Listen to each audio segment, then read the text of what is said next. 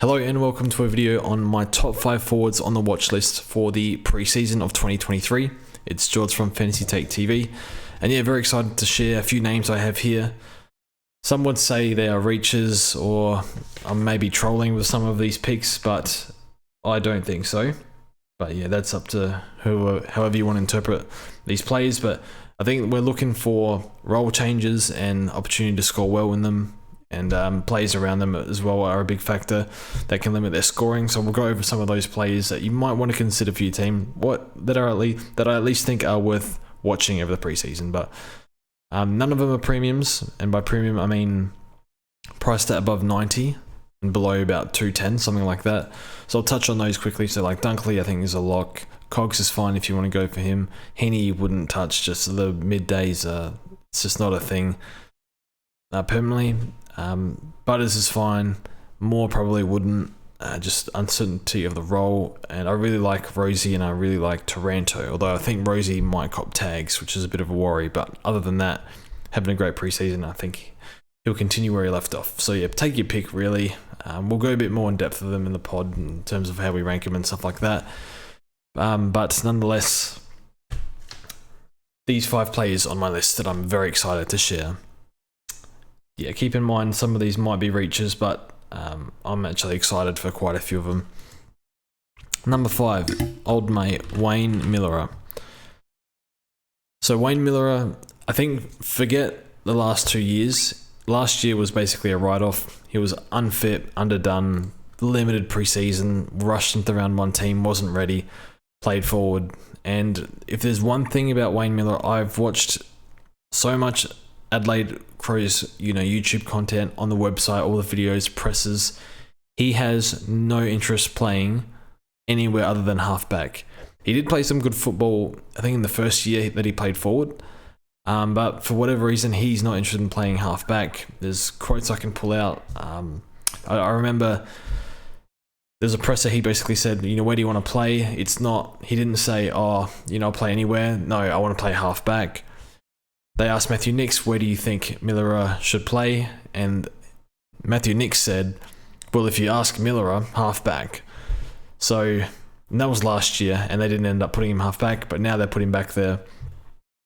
So he's done post by 2018, and then the first few rounds of 2019. After that, he got injured. I think Pierce Hanley hit his AC joint flush, and yeah, he wasn't the same after that.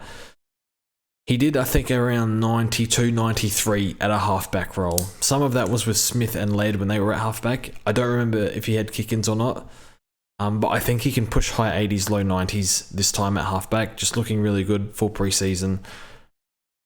Now, if they move Dawson up to the wing and Milera gets a bit more kick-ins, I can see this pick being a low-end keeper, which sounds ridiculous, especially with his durability. But you can swing him into defense if we need. I think that will be pretty handy at the end of round 5, starting round 6. So I wouldn't say like a top line keeper, but like a budget D6 or F6. I think there's potential in the role for that. But we'll see how he goes in the preseason games. I think he's worth a watch. He's not in my team currently. I am open to picking him. But I think it's just worth a watch, just to see how the Crows defense lines up and how many kick-ins he takes. If he doesn't get any kick-ins in the preseason, I wouldn't go there, just because he really needs that buffer, I think. But yeah, I think Smith is on the way down. Dawson, maybe he plays defense, maybe he plays wing, maybe he plays both. I think there's a few younger guys like Worrell, they want to play down back as well. Maybe Hamill, just not too sure what the Crows want to do there. So my number 5 is Wayne Milera, so someone I would definitely watch, but or be open to picking. Understand though durability risks, trust issues the last few years with him. I understand that. Next player, we'll go with Big O of the West Coast variety, Oscar Allen. Now, correct me if I'm wrong here, but I think he's received a 40% discount when I was doing the maths, but maybe I stuffed that up. But I've never seen players get a 40% discount. So he's priced at 63, had a year off, now he's priced at 38. So I think that's 40% when I put it in the big calculator. Hopefully I pushed the right buttons there. But yeah, 210k. So he he may have played injured when he averaged 63. In the COVID year, I think he almost averaged 80. But a lot of his better scores were in wins. And look, I think there's a bit more positivity coming out of West Coast this preseason. But I think reality is a lot of their players are good players, are older. No Josh Kennedy. I guess Allen's a direct replacement. But yeah, this is a team that had without Josh Kennedy, they had about 8 Brownlow votes between the whole club for 22 games, which is pretty appalling. So I can see them doing better than last year, but realistically, I don't think the list has a very high ceiling at the moment, or certainly at this point in time. And I think they got some good talent through the draft, but they're not going to win a lot of games, and I don't think that helps key forwards. Is he going to get ruck time? I don't know. If he does get ruck time in the preseason, I'll be more interested, and I might pick him. I'm fairly close to picking him. But if he doesn't get ruck time, I probably won't go there. It just depends. Are they going to play Bailey Williams? They persisted with him last year. Are they going to play, or is Nick Nat fit rather? So sounds like he's doing limited stuff, but should be right for round 1. So maybe, I think there will be points in the year where he has to do a little bit of rucking, which can prop up his scoring, but I think he needs that to push 70, 75, which he can do. He did it in the COVID year, did 80 odd, but it's a tough ask in probably a bottom 4 side. You never know. I want to see him in the preseason, but that's where I think most people would project them. So big Oscar Allen, a bit of a watch. Want to see how he's doing, but apparently he's as fit as he's ever been, which is a good sign. Next, okay, you could put this guy in the rucks, but big Darcy Cameron. I don't have Darcy Cameron at the moment. I think a ruck forward is going to be very important this year. I have the English Marshall combination at the moment. I think Marshall's looking outstanding in the preseason. Was watching a bit of his match sim just before this actually, and it was Clunk and Marks is looking really, really good.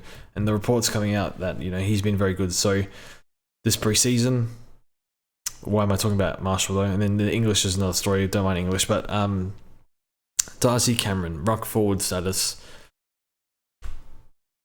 I don't love it. It's how does it line up with Cox in the team? Do they put, is Cox more forward? Is it more 50-50? Because Cox probably was the better ruckman in the second half of the year. Do they play both?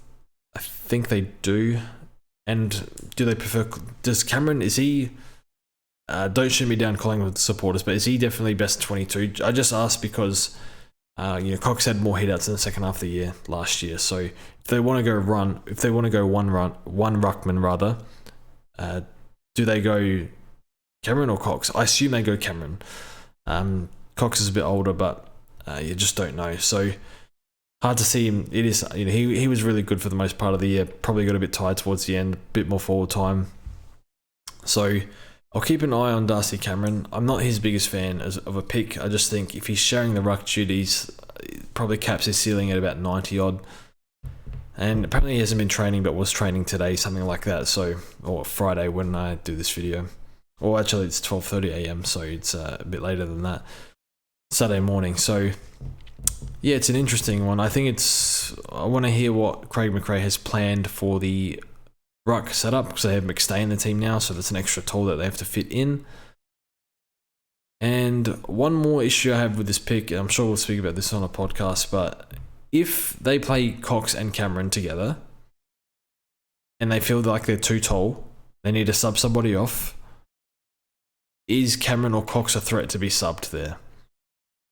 That's just what I'm thinking. I'm not sure. So I have a few reservations about this pick, but if he is solo ruck, then he's going to probably be a really good pick. So, but again, throughout the season, in and out, Cox comes in. Don't want to say some sort of innuendo there, but you get the idea. Cox could come into the team at any point. Anyway, let's move on to the next pick. One Sam Flanders. Now, not Sam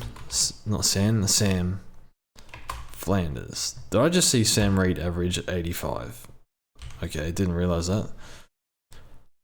Sam Flanders, Gold Coast PR team and website could not be making any more noise that this guy's gone berserk in the preseason, keeping up with all the running. Tukes pumped his tyres. he had some interview, not interview, like he was showing him around the club rooms or something like that on the Gold Coast website, or Day in the Life of Flanders, something like that. Seems like a really diligent hard worker, good junior numbers, 117 fantasy average in the VFL, but is he going to get enough mid-time? Well, I definitely think he will get mid-time, but is it enough to warrant paying $250k for him? We'll see in the preseason.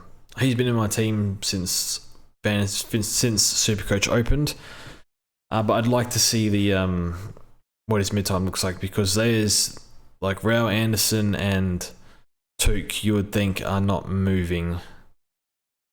And like Took could probably play anywhere if he wanted, but I think they want him in the midfield, obviously. And Rao, I can't see Rao playing anywhere else other than inside mid. Anderson could probably play off half forward if they needed him to, but I don't think they'll do that. Then they got David Swallow, who actually had a really good back end of the year. Former captain, senior body in there. Alex Davies is the other one, who can't really accumulate much, but I think they were talking him up a little bit on the Gold Coast website. He wants midfield time, that's what he said. So it's a lot of names in there, but I think Flanders, it sounds like Flanders cannot do anything more to try and burn the door down, whatever the saying is.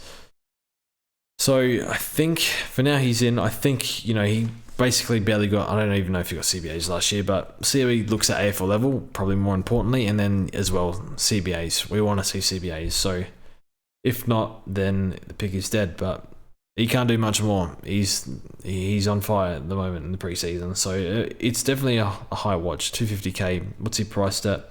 46. So you need to do set 30 plus. The way I like to think of it is I want them to outdo their price by 30. Probably more of a fantasy way of thinking, but just applying that to Supercoach. Yeah, if you can do 76, then I guess it's a win, but you probably want a bit more than that. So maybe he can push. I think 80 would be an ideal result, but yeah, we'll see. Number 1. Who could it possibly be? None other than, this is not trolling, Conor MacDonald. How could I possibly put a second-year player who played at half forward all last year on top of the list? Well, first of all, it's my list. I can pick whoever I want, and he's the one I'm most keen to watch, so he's on top.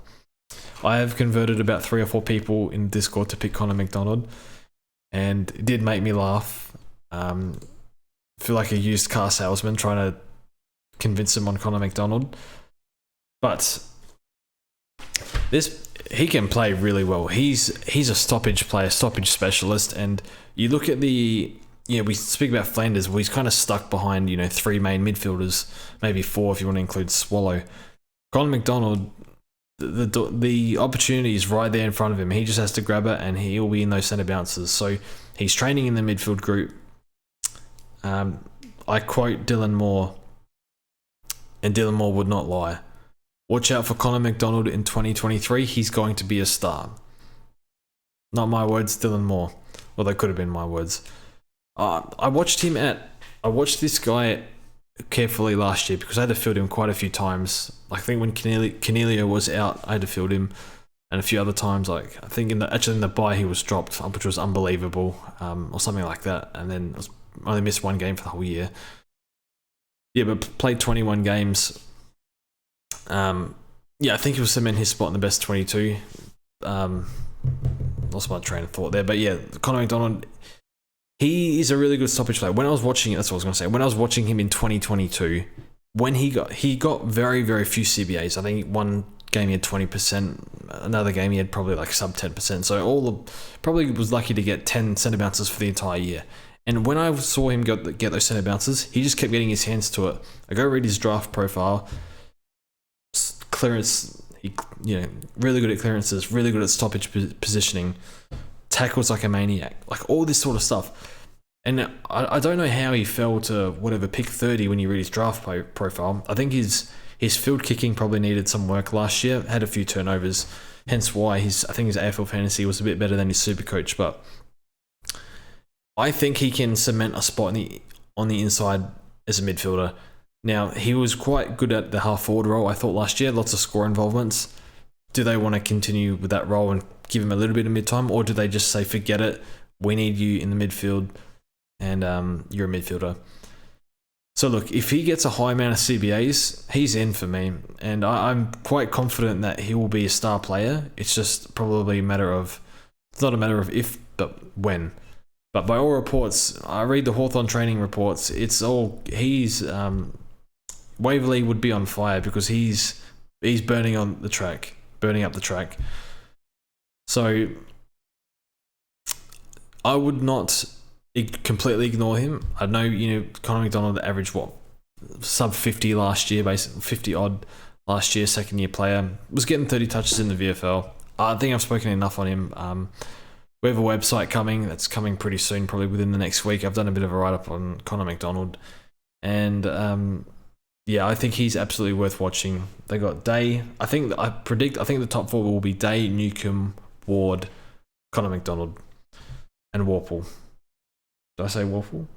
Ward, Worpel, Day, Conor MacDonald, Newcombe. That's 5. I think it'll be those 5 are the main ones. I don't know if they want to use like Day on a wing though. And then Ward is injured at the moment. And then I don't know if Worpel's any good, but apparently he's having a good preseason. So I guess that's 5 names to compete with. It is a I wouldn't say it's a complete long shot, but it's a tough ask for him to push like an 85 average. But I think he's there's enough noise to keep me interested. But yeah, he's in my team at the moment, but we'll see how we go. I think it'll be like a fun pick where every year I like to pick 1 or 2 fun picks. I think last year I had Lipinski, and Heaney's ownership went up, but I had Heaney when he was like, I think 7 or 8% ownership. So he was kind of a fun pick. One worked, one didn't. But yeah, I want this to be like the fun pick of this year, but we'll see how we go. Anyway, that's all from me. Thanks for watching. And I think Supercoach opens pretty soon this week. Not this week, next week. 3 or 4 days, so we'll see how we go. So thanks for watching, and we'll see you guys in the next one.